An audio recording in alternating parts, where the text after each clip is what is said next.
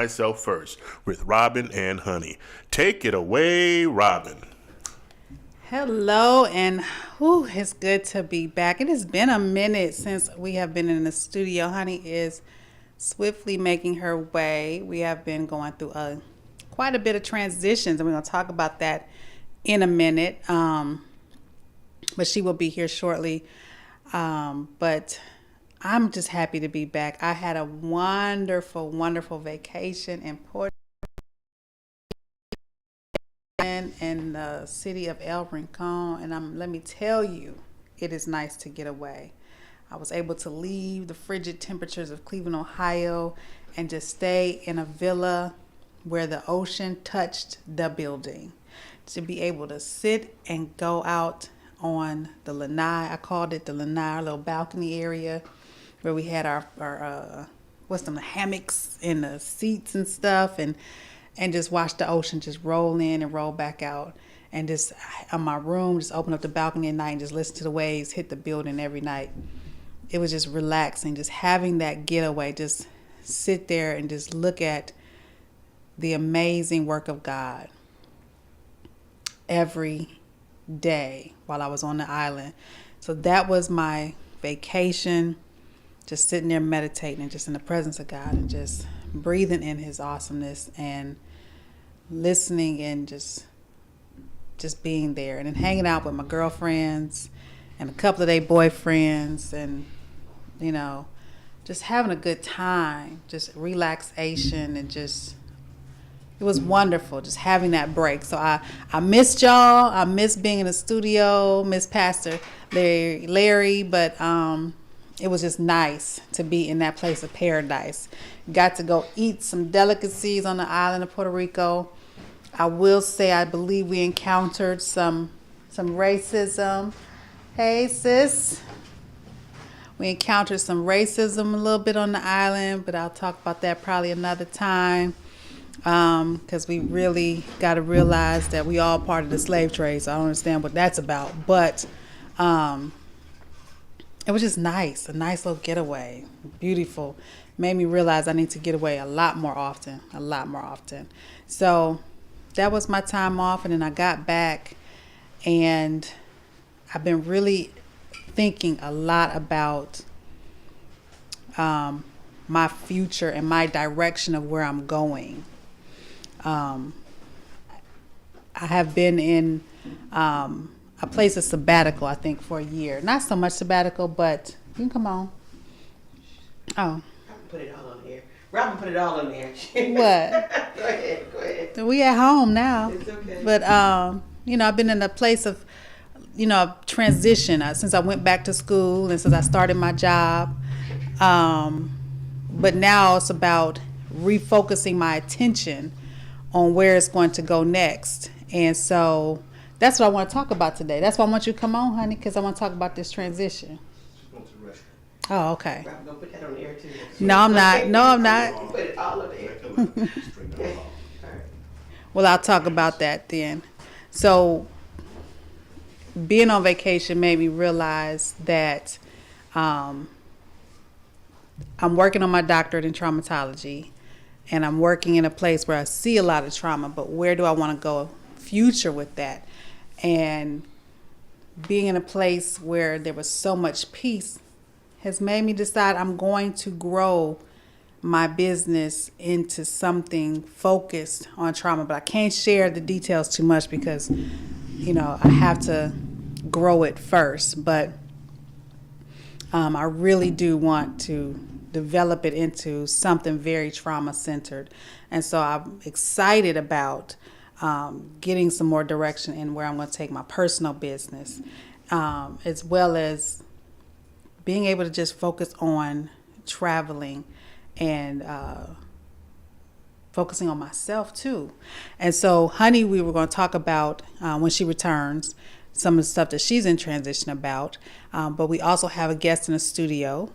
And we're going to be talking about, for the month of March, we're going to be talking about history makers, women history makers, and women history. So we have a young woman history maker who is also going to talk about some of the transitions she's going to be making in her life. So I want to introduce our guest in the studio. We have Aaliyah Ali Yes. in the studio. She is a young history maker.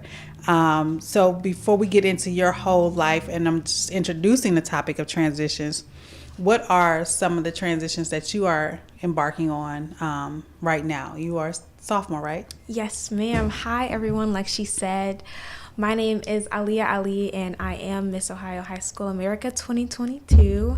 But just like any other girl my age, I am a normal 16-year-old who is transitioning into this weird phase of almost close to being an adult, but not quite there yet. Your teenage years where you're questioning your identity and questioning who you are. But throughout all of that, what I've learned is most important is to stay true to people and to surround yourself around people who are constantly putting positive energy your way and who genuinely want the best for you. So although I am transitioning throughout this transition, I'm still trying to grow and learn to become a better person. Awesome. I'm trying to get this post up. Tune in and meet our young history maker.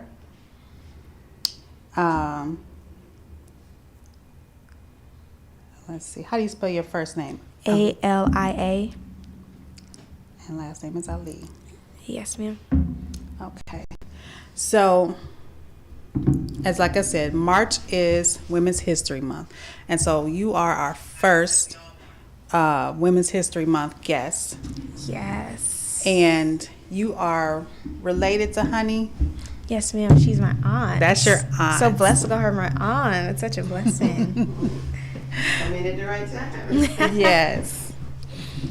So I was just introducing her and we were talking about transitions, Honey.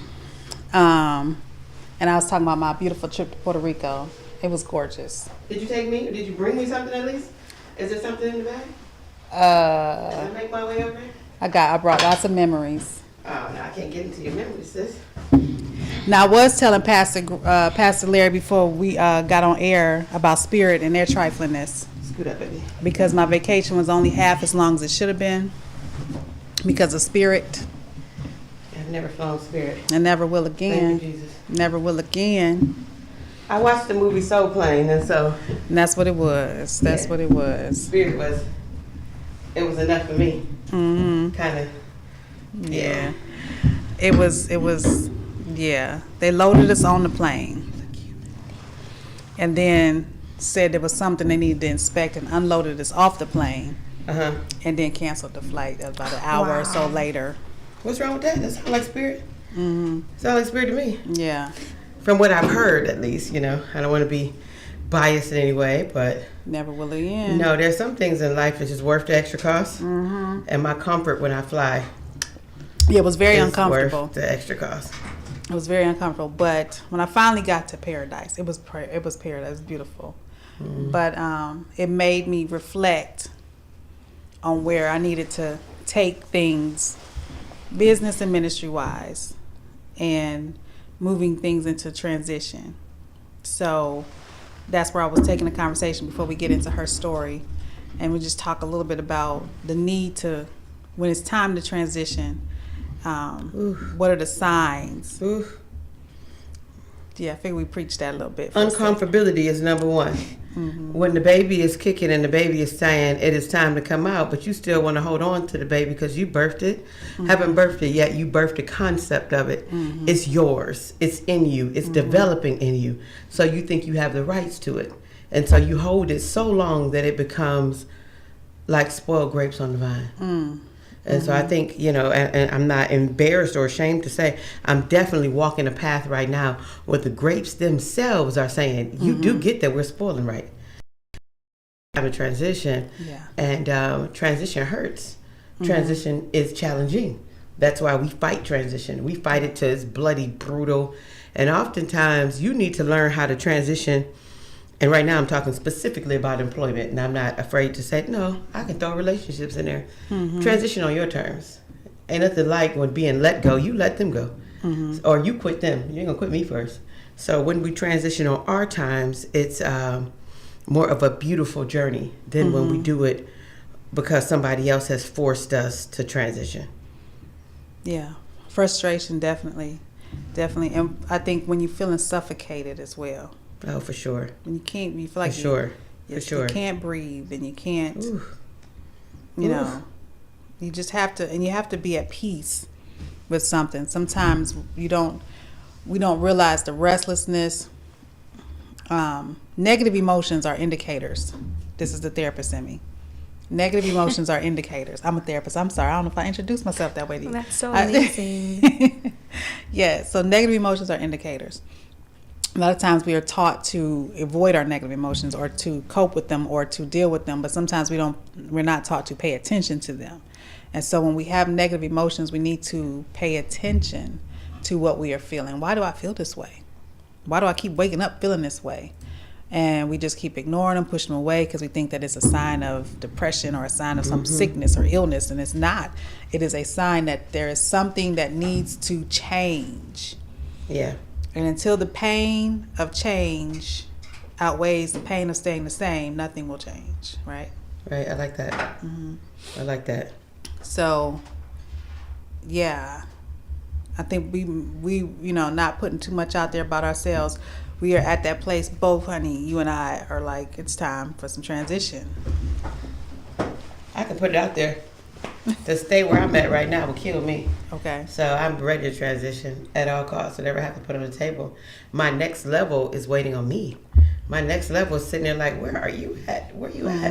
And you're here waiting because the bed that you made in, I won't call it Lodabar, I won't call it the wilderness, but the bed that you made in your place of comfortability is just that, it's comfortable. Yeah. It's comfortable. But at some point, just like that nest that the mother bird is starting to stir up and the sticks start to prick her babies, it's no longer comfortable. So you trying to turn and twist and turn the blanket in such a way, you trying to make it right when it's not right. Yeah. It's no longer right for you. And so you know that's painful in relationships. It's painful on jobs. Sometimes it's painful in families. Sometimes it's painful down to simple stuff like housing. You don't want to move from that house because that's your grandmother's house. That's where you were raised. And God is saying, I have a new neighborhood for you. And you're so comfortable there. You'll never get to destiny if you stay in that place of comfortability. Never. You'll never reach God's goals and God's dreams for you. When you think of, and we heard it so many times, but it's still relevant. So I used to not talk about it because it almost sounds cliche-ish. We talked about that ego and the flight and the work that ego has to take versus that chicken. The chicken just clucks on the ground. Cluck, cluck, cluck. You're never going to see a real ego doing that. The ego has to soar to certain heights and goes through all these different challenges to become the ego. The mother, in fact, when the ego is trying to transition into that flight, she takes her baby up to a certain height, drops him. First time, she swoops down. The baby's screaming, Mama, what are you doing? Swoops down, catches him. Take him up again. Drops him again. Mama, what are you doing? Catches him. That third time, check that baby up. Mama, if the baby doesn't fly, then the mother just drops him, drops to his death. So either you're going to fly and reach your destiny or that's it for you. That's it. So when the lessons and the transitions has positioned themselves in such that it's time for you to transition, it's time for you to transition. And that's all there is to it.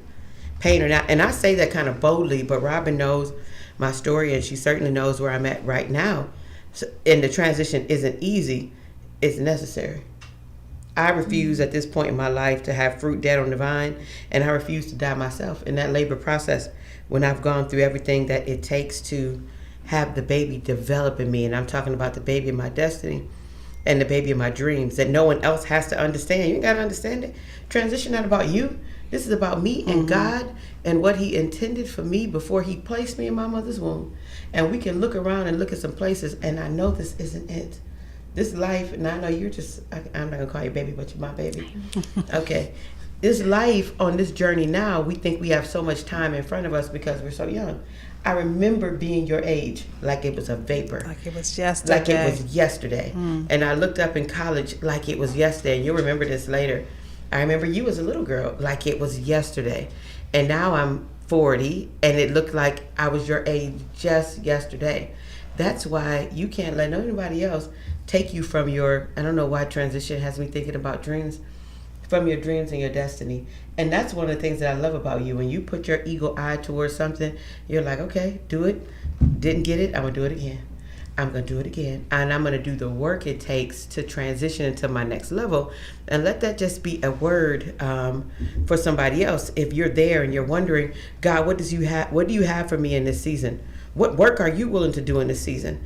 So my question is no longer, God, where are you? And this is kind of an odd thing. I can't believe I'm saying this. My question is not, God, where are you? My question is, honey, where are you? So it's not a matter of God being present. Honey, are you present? Are you present for the pain of the transition? And the transition it takes some ugh.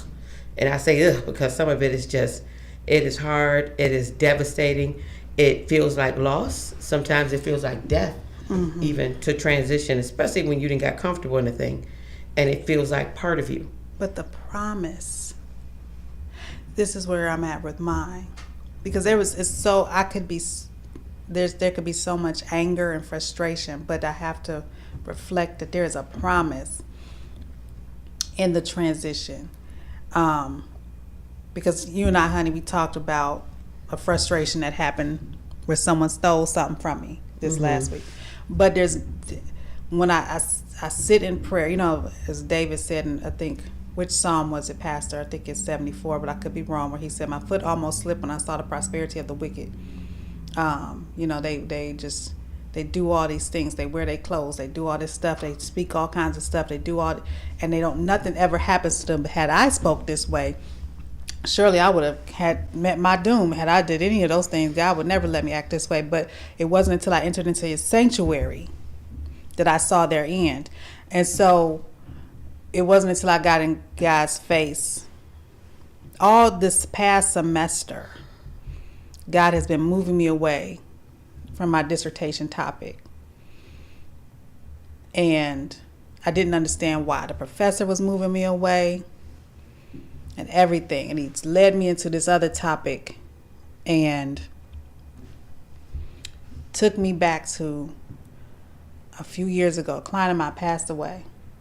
But before she passed away, I remember her coming to my office and she spoke a word into me. This client had some issues, but she came to my office. She said, this is bigger than this. She said, this is going to be a wellness center. This is going to be much bigger than this. You don't even understand how much bigger this is going to be. And so when she spoke that, and it has stuck with me all these years. And so I could be way more furious at this person who stole my dissertation title I disclosed to them that I can no longer publish. But I'm no longer, God had already told me that wasn't going to be my dissertation anyway. But it's just still the betrayal that I'm angry about. The fact that, you know, talk with a person and you don't understand when it comes to dissertation, that's what I was going to publish. And you took that. But I'm not publishing that anyway. What they don't know is I was already, by the end of this semester, which ended 2 weeks ago, I had already moved to I had a whole nother population. God has moved me to a whole nother group based on a conversation and that particular client and her issues and all of that from at least 5 years prior. But it went through this class that I went through and it was frustrating. I mean, I was in tears crying through this class, trying to figure out why can't I do this topic and why is it, I mean, I was just talking about transitions, just fighting. Like I came ready. I was ready to be done with this. I had my plan going. I was transitions, but then there was a promise gave to me several years ago, and now it all makes sense. And now this the vision that he's forecasting. It's like, ooh, okay, let me run with it. Now I can run with that. But there's a promise, and when you can find the promise, the transition may be a little scary, but then you know God's got you. All right, fine. I'll take whatever y'all throwing at me, but it ain't going to beat whatever God got for me. And he'll throw bigger stones back at y'all. God don't play about me. That sounds kind of personal over there, Robyn. You sound personal with that. Like It you is and very God on a personal. first name basis. Not just about me. I'm looking at you. God don't play about you, honey.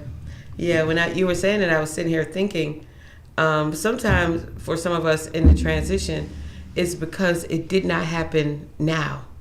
And so you start to get frustrated because you did not transition at 30 and that was your dream. You did not marry at 30 and now you're 35 and you're still talking about transition.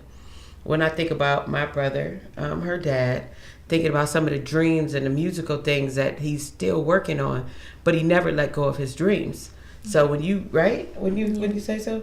I would say he's such a driven man. You know, he's went his whole life having the same dream, and despite his journey being redirected, he still has that goal in mind, and he is slowly achieving that angle of his. And you have that same drive in you. There's one of the things I want to say about transition, and I'm a very tactile instructor, so I teach a lot. So anytime I teach, it's going to be something in my hand. I can't help it. I cannot help it. So it's always going to be like a toy shop. And I don't know if I brought him. Have you seen him? Yes. So he's my little friend, but he definitely represents transition. So for those who have not seen him, I have a few other toys in here.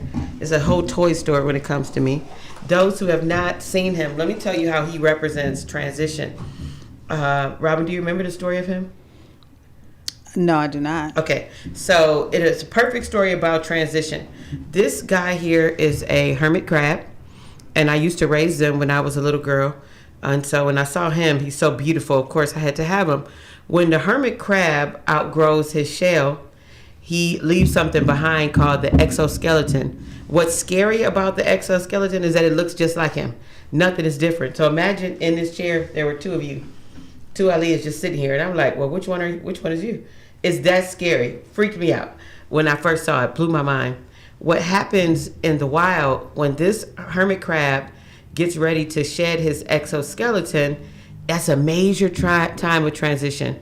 Everything on his little body is soft and it hurts, but he cannot hold the same shell he used to hold. He cannot grow and get to his same level and keep that on. So as bad as it hurts, he has to go into a place of safety to release what he once was. Let me stick a pin out. Now that will almost preach. Some of us, we're not getting to our next level because you're not in a place of safety. It's too many vultures around you. It's too many people who want to steal your dissertation title. It's too many people who don't really have your best interest or your crown in mind. So that he goes to a place where he can shed the exoskeleton. Then what he does is, he sends out a call for all the other hermit crabs in the ocean, and they come running. Hey, where you at, buddy? This is the deepest kind of thing God in his animal kingdom amazes me. All of the hermit crabs line up by shape and by size. Their thing is, when he gets rid of this house that's too big for him, they line up by size and they start trying on new clothes. So they see which shell, this is a fact, look it up.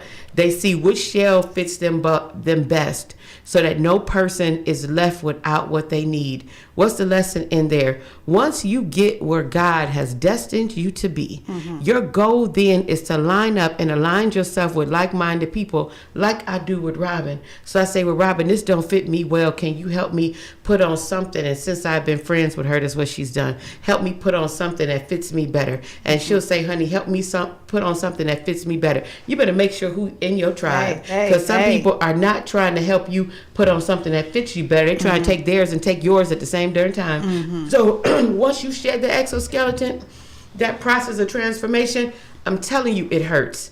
It does. It's supposed to hurt. And that doesn't feel good. After you do that, align yourself with some people who they care so much. This is what Robyn does for me. She cares so much. I'm not only going to make sure the clothes fit you, I'm going to cover you in the process. I'm not going to be the person running telling you shame. Did you see, honey, with her exoskeleton hanging all out over there? Look at a hot mess. Did you see, honey, she lost that grant? That's not what people who are annoyed.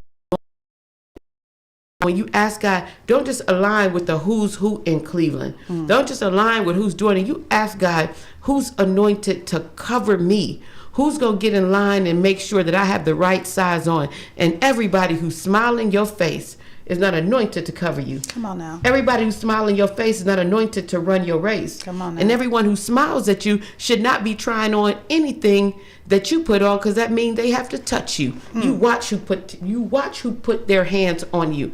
If I never knew it before, I know it in this time of transition, and I think that hurt so bad it cut you real deep. I know who for me and who not, but guess what? It ain't gonna stop me. I'm still gonna shed the exoskeleton. I'm gonna put on the clothes that God destined me to be, and I'm gonna look behind me and besides me and in front of me, and I'm gonna make sure every other crab in my circle got what they need too, because that's who God destined and anointed me to be. So the last thing I'm gonna say, yes, you're in transition, and Robyn said this is gonna happen tonight, and I didn't quite believe her. Yes, you're in transition, and yes, it hurts, but God has a divine place for you, and you can't get there without going through that place of hurt. So go through that place of hurt, shed that exoskeleton, surround yourself with people who love you, and you go get the destiny that God ordained for your life. All right now. Okay. There goes the word. There goes the word. And now we can get to our guest. That's what I said we was going to do. There goes the word. You did say that. That's what I said. And we're in perfect time. We're in perfect time for my sweetie pie niece over here. I told you what I told you. You did. So my baby, you don't have to put your crown down there. Put your crown on up. We proud of this crown. My niece right here, she has a very special pageant coming up. And in the month of March, what we want to do, we want to celebrate herstory makers, as I saw on Robyn's page. The young, beautiful people, young or old, doesn't matter the age, who you're making history right now. And sometimes we celebrate the people who they're doing it. We've been doing it for 20 years. What about these beautiful, powerful, amazing people who are making steps and strides to their dreams and destinies and helping their community at the same time?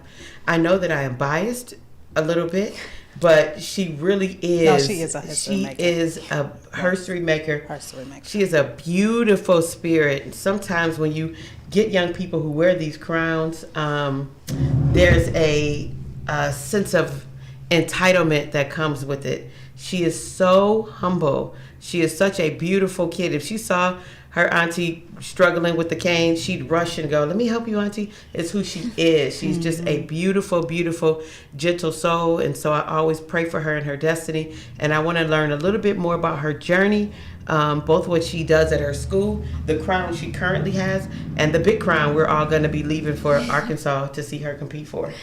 Yes, Auntie, you say all of this good stuff about me, but honestly, I wouldn't be where I am today without, first and foremost, my family, the people who ground me and support me, like my aunt, like my Auntie Honey, who is always there for me, always supports me, and my circle of friends and everyone else in the entire, in my life that, pours so much love into me, because without that love, I would not be able to do anything that I do. And like I said earlier, like I said earlier, I'm still a normal 16-year-old who's, this transitioning between, this weird age of feeling grown, but it's not grown. You ain't grown. Fight the feeling. And what I've learned is most important is surrounding myself, like you said earlier, around people that are true, that are good for me and want the best for me. Like you said, will anoint me with their positive energy, and we can grow together. So I'm so grateful for you guys for dropping that wisdom on me, because it's so awesome to learn so much more from my beautiful Black sisters. Always glean wisdom. Now before the show, you got your hands in a lot of stuff. First of all, you are highly involved in your school. Tell us about some of the stuff that you got going on in your school. So I attend Hathaway Brown, which is an all-girls college preparatory in Shaker Heights, and the tuition is pretty expensive. My mom and I, we had to apply for financial aid freshman year, and then right before sophomore year, we got this letter in the mail saying that because of my work in the school, they wanted me to become an endowed scholarship recipient. And basically in this letter, and as my mom was reading it, there were tears to her eyes. It read, "You will no longer have to apply for financial aid until your daughter graduates." Wow. If that is not a blessing, amazing. If that is not a blessing from God. But I'm also really active in my community in the Hathaway Brown. I am currently the sophomore class president.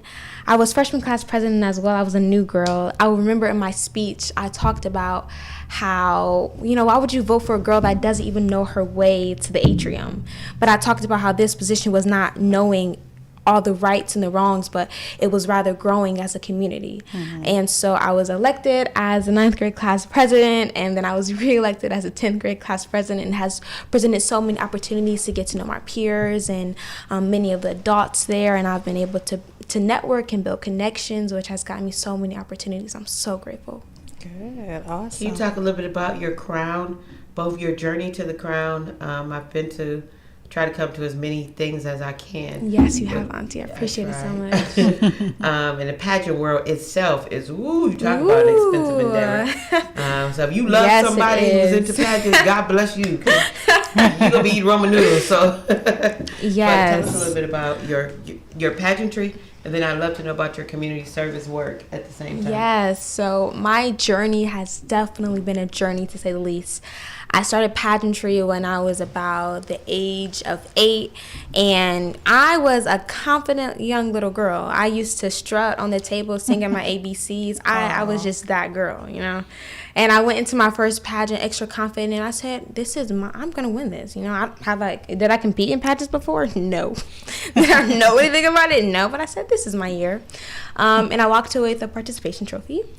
So that was a humbling experience. And then, like Auntie Honey said, I kept going back, and slowly but surely I kept ranking higher. I placed first runner-up, placed second runner-up. And these past few years have definitely challenged me as far as my dedication and my drive to achieve one of my goals. In 2020, I placed first runner-up, which is basically second place to the title. And I said, okay, the next year I compete, this is going to be my year. Like, this is I feel like this is my calling. And so I competed again, and I didn't place first runner-up. I actually placed lower than I did before, which is second runner-up. And this was such a stab to my self-esteem, to my confidence. I felt like such a disappointment because, like I said earlier, people pour so much love and support into everything I do. So I felt like I disappointed everyone that supported me. And I was really in a dark place. I didn't go in my room for 2 weeks because it reminded me so much of my pageant, how much work I put in, and how I didn't get the expectation that I wanted. And I took some time to reflect, and I realized that if it was my time to become that title holder, it would have been my time. If it was my time, then that is exactly what would have happened. And I sort of live by this quote that what's for you will never miss you.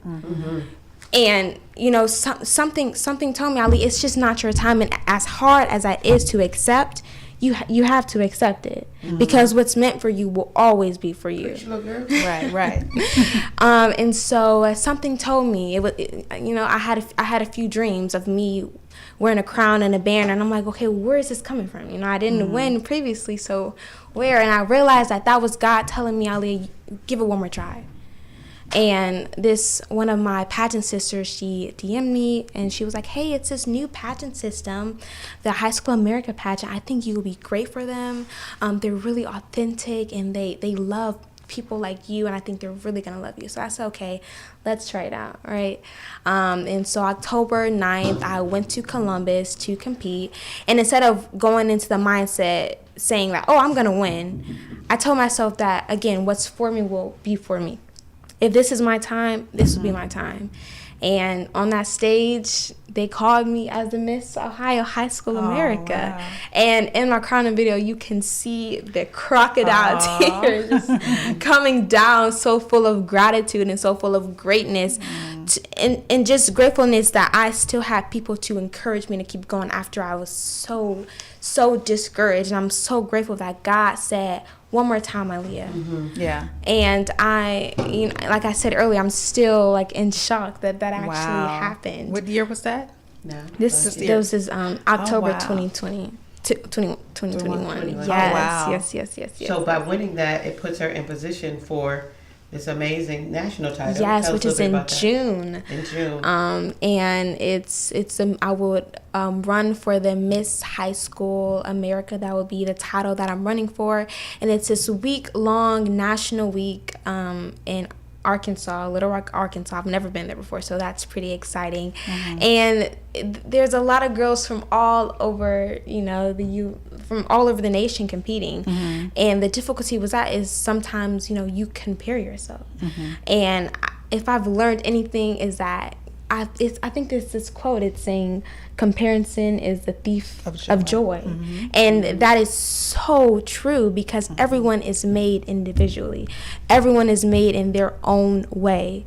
If I'm comparing myself to someone else, then that doesn't serve the way that God created me, because God created me the way that I am, and no one else is created like me.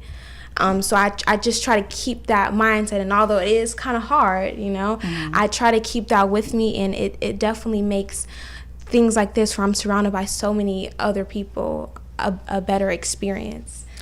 So what are some of the things that you have gained from pageantry? Because, people are always like, so what do you do? What is it? So I'm pretty sure, so that people can learn, what is it that you get from pageantry? There's a lot of misconceptions. I know there are. Conceptions about pageantry. A lot of people associated with this TV show called, I think it's called like Toddlers and like Tiaras. Yeah. A lot of people think it's like that, but the pageants I compete in are called natural pageants.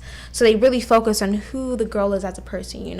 What is the work she does in her community? Why is she is deserving of this title? Right. So if I've learned anything from pageantry, it would be to know who I am. Okay. Because at the end of the day, that's all the judges want to see. They want to see who you are. They want to see how you represent the system, how you will spread a message of love across the nation, how you would really put a foot forward to make this community a better place. And I can say that I've learned so much about myself by asking myself questions, say, well, why do you want this title?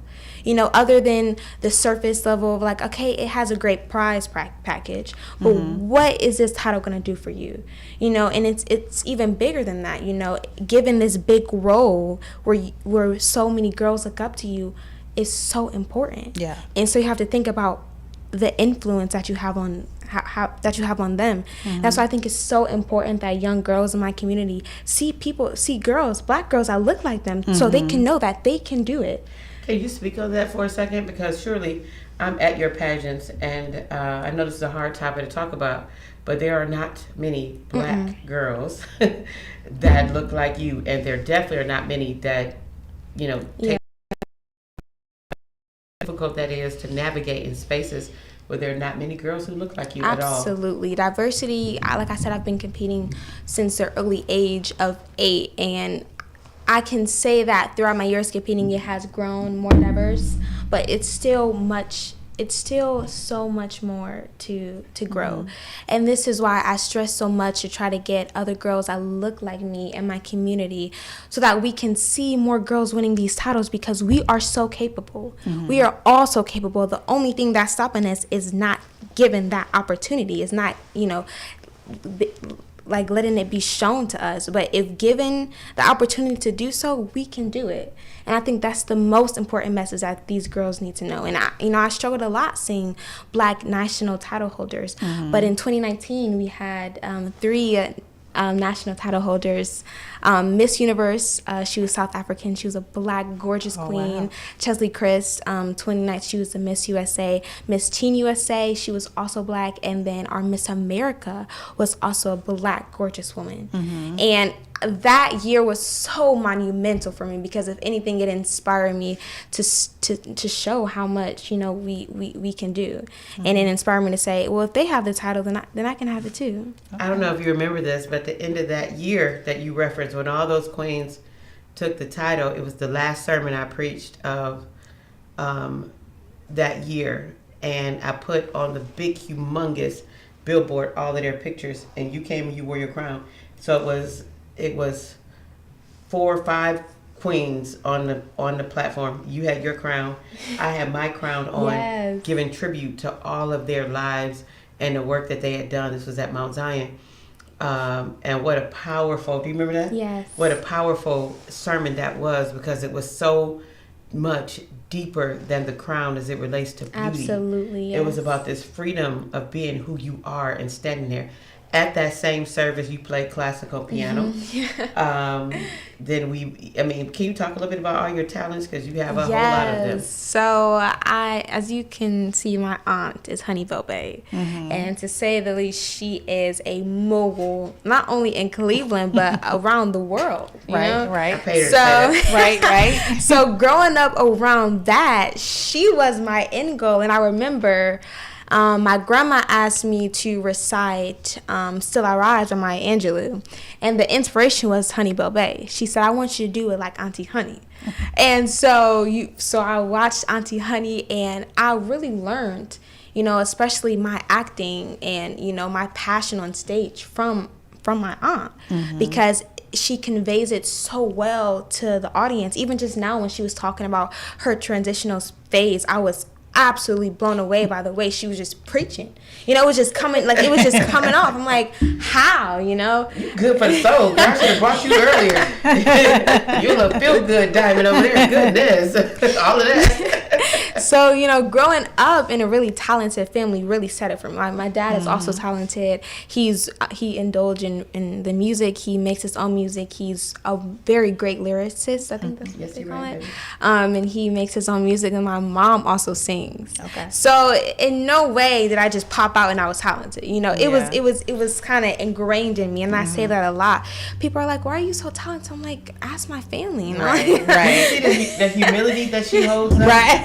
So she still points it to somebody else. Yeah. So if this wasn't authentic, I would tell you, like, there are so many kids, so many young people doing some powerful things. I have never pushed up one of my family ever. But when I say this is the authentic her, this is the authentic her. Right. If I was at home scrubbing the basement for some reason, there's no crown involved in that. We need to scrub the basement because that's who she is. So I would hope, since you brought up that, two things. I want you to tell me a little bit about your green project or some of the... Wait, but you didn't get to her talents, though. You said classical piano. Yeah. I'm going to come back to it because she's going to demonstrate some of those talents before she leaves. What else she do? Sure. What else? I know. She's going to show it. I sing, I dance, I act, and I play the piano. Oh, okay. Professionally trained dancing. So we're talking Alvin Ailey. We're talking classical piano. We're not talking beep, beep, beep, beep, beep. Yeah. We're talking all the way. She do the thing. Yeah, she does the thing. Okay. It was so funny because usually if she comes with me, if I had her come at Mount Zion, I had to actually choose. I'm like, it's only one service. What can I have her do? And I had my distinguished gentleman with me.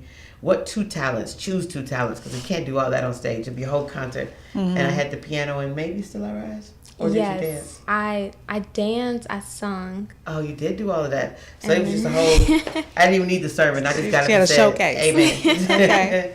After that.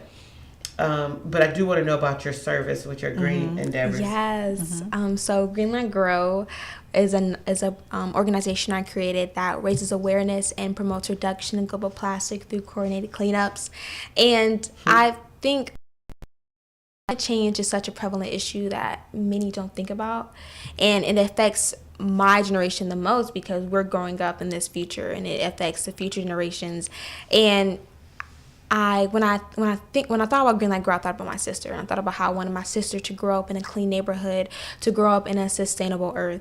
And I realized that in order to see the change, sometimes you do have to be the change. So I talked to my mom about it, my support system. I said, hey guys, I have this idea that I'm really passionate about. It was sort of like a picture just like popped up in my mind. I was just thinking about it. I was like, I really want to do something that's good for the environment. And then it just all kind of like fell into place. So we do coordinated cleanups throughout the summer. We recently did cleanup last summer, I think on Broadway. And that, like I said, that was featured on News Channel 5, which is still, it runs 24 hours a day. And I remember when I was in class, this girl was like, are you in a commercial? I was like, yes, so I'm so grateful for that. That is getting recognition, but most importantly, that the message that we only have one earth and that we need to take care of it is getting promoted. And I try to get people from my peers involved because it's so important that we, as young people, learn the importance of community service to really give back, because not only is it really fulfilling, but it teaches so many lessons. Community service does. And it doesn't... it teaches you so many lessons, but it doesn't. What it teaches you is it doesn't take much to make a difference. Yeah, Absolutely. Yeah. And people will notice. Mm-hmm. People will notice. I mean, you're shocked that you're like, oh my gosh, I'm on TV, but you're on TV because you're making a difference and people are noticing. And you know, sometimes you would grow up and you're like, man, what does it take to be there? Mm-hmm. And it takes you just doing something. Yeah, it's the littlest things that count. But you're doing something. Mm-hmm. Whereas a lot of people just sit back and just figure, oh my gosh, I could never do that. Mm-hmm. And you did it. You did it. And you're inspiring others behind you. You know. I'm going to throw this out there on her behalf. Before we leave for Arkansas, we are looking for a few meaningful, very meaningful service projects to do. So if you have a project you're working on and it's focused, it's organized, and we're ready to explain come what in. do you mean? Explain what do you mean? Give me more details, because I don't want just random people just calling her up for some stuff. So specific. I'll say this. Sometimes you might get called to do a project, myself or my students involved, and that's picking up paper in my backyard. Now, of course, I'm being loose with that. It doesn't have any structure or any real goals to it. What is the real meaning for it? We want to come in for something that has somewhat of a plan, a goal in mind that really impacts that community, that's already organized. So we don't want to come in and create it. We want it to be your organized initiative. So you want her to come in and help with something that's already established. If you have a service project and it doesn't have to be green related. Mm-hmm. So for example, let me give you one. I usually do this huge tea party with girls every year. So it's like 50 girls in there. Mm-hmm. Who better to be the guest speaker? Why in the world would I continue to pay older women who they relate but differently? Mm-hmm. When she relates to them differently because she's closer to their age. Mm-hmm. So it could be something you could have organized a paint day at your church with kids, and you want this beauty queen to come and paint with you. That's an example. Okay. I was just wondering. I'm thinking, a friend of mine, Irene Jones, has a day do some kind of arts program or something. I'm not sure, but I'm pretty sure she could. That would be something. That I could reach out to her and see. Yes, anything from sustainability to building girls up, to talking about the importance of confidence, of loving yourself, or just just the idea of growing up. Anything where girls program. Okay, let me think. Anything to where it would make a difference in the community. Mm-hmm. Yeah, absolutely. And I always say, even with my kids and my summer job programs, and people ask, well, honey, do you have them picking up trash? No, and I'm going to tell you the reason why. Outside of it being, if it was a sustainability project like where my baby here runs, yes. But I want them to look back 20 years and say, like I have with my Upper Bound experiences, man, I spent the whole summer doing X, Y, and Z, the meaning of it. So much different. I spent the whole summer developing puppet shows for preschoolers. I spent the whole summer going into the recording studio. I spent the whole summer doing a podcast. Mm-hmm. I wanted to have meaning that you look back on. Besides, sometimes when you have young people, you stick a broom in their hand and a trash bag and say, have at it. And they just become these cleaning agents. Mm-hmm. And when I try to dissect the meaning later, they can't really tell me why they were doing what they were doing. Yeah. So as long as the project has meaning connected to it, then I'll sign off on it. Right. Yeah, so that's pretty much pretty much it. I do want, before, as I'm trying to look at the clock, and I know she wasn't expecting this at all. I'm watching it. To share one of her talents, at least. Maybe I have a song in my head, but I won't press it. But song is it? I won't press it. I will see what song you might have. A song or a piece of a poem, either one. It could be Still Arise, but it could be a song too. It could be a song from the last pageant. I can sing Colors of the Wind. Is that what you had in mind? Oh, you know I had that in mind. Absolutely. Okay. So that's my song right there. I need the lyrics. Okay. But for those who are listening, as she's pulling up the lyrics, the things that I want to leave you all with, or why we went this direction today, whatever it is that you have a desire or a dream to do, it takes a lot of work. Sometimes I worry about her because she's like me. She's always working, grinding, studying, doing something, performing at a practice, at a play, at a this, at a that. She got to learn to pause. Right. I want to make sure she has that balance at the same time, so she doesn't become a kid version of me. You know, because she's always grinding. Always. Go ahead, baby. My voice is not warmed up. Me. Me. Okay. Think you own whatever land you land on. The earth is just a dead place you can claim. And I know every rock and tree and creature has a life, has a spirit and a name. Have you ever heard the wolf cry to the blue corn moon, or asked the winning grim why he grins? Can you sing with all the mountains of the mountains? Can you paint with all the colors of the wind? How high does a sycamore grow? If you cut it down, then you'll never know.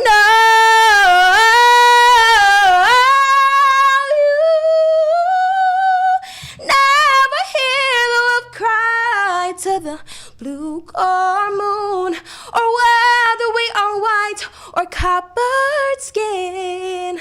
Can you sing with all the voices of the mountains?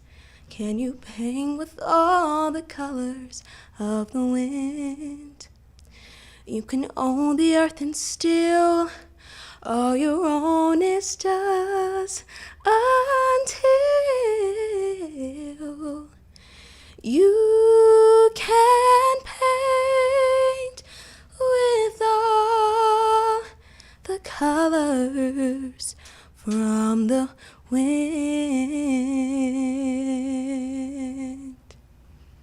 Thank you. Awesome. Woo-hoo. Ow.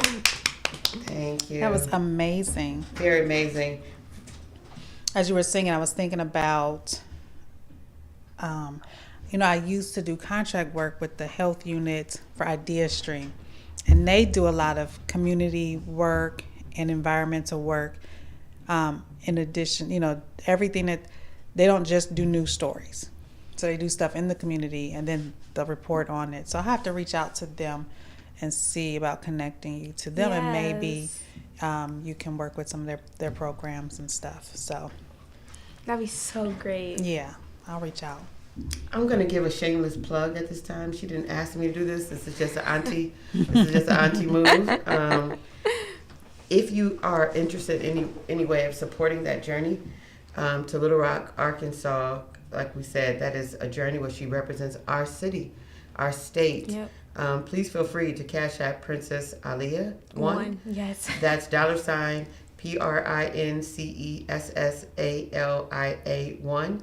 If you do not are not in a position to Cash App her, do not think in any way that has anything to do with a service project. Yes. Because either way, she's going to Little Rock if I have to sell my left shoe, et cetera, et cetera.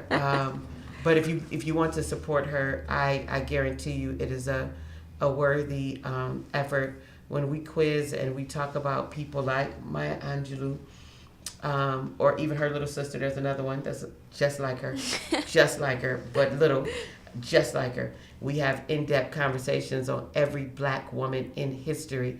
It is crazy. It's the breakfast conversations. And so she gets that she stands on that legacy. And that is what Herstory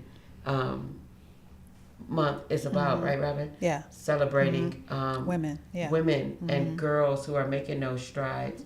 And I am grateful in playing it forward or playing it back or however you say it, because at some point when I was in a pageant, and my crown still looks similar to that, it was people sewing into me. and I was standing up doing the Still I Rises and those pieces. And so to see it come full circle and to see her chasing her destiny and still balancing it at home, at school, in the pageant world, in the nonprofit sector, you're amazing to me. And I don't think I've ever said that to you. You amaze me. You do. I was going to say, you are an amazing young lady. And I appreciate what you said about the benefits of being in a pageant is that it makes you know yourself. When you know yourself, when you know who you are, no one can tell you who you are. Absolutely, yes. And so you must keep that with you. Be fluid with it. Allow yourself to grow. Allow yourself to change. Give yourself room for that.